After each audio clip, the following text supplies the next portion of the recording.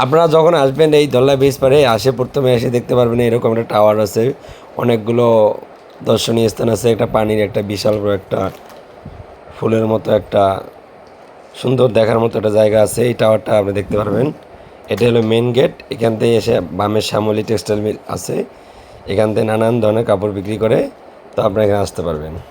Hello বন্ধুরা, এটাই হলো দর্শনীয় একটা গেট। এখানে পানির ঝাড় আছে, এই ঝাড়ের নানান ধরনের বাতি চলে, অনেক সুন্দর একটা জায়গা, সুন্দর একটা প্লেস।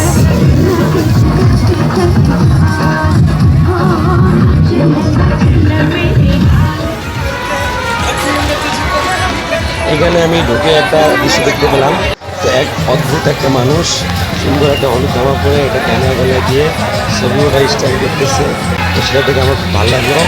এরপরে পাশাপাশি দেখেন আমার এখানে একটা আতিথা আছে, সে আতিক সে স্টাইল করতেছে।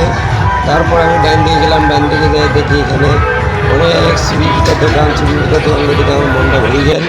তারপর আমি সামনে আগালাম, আগে দেখি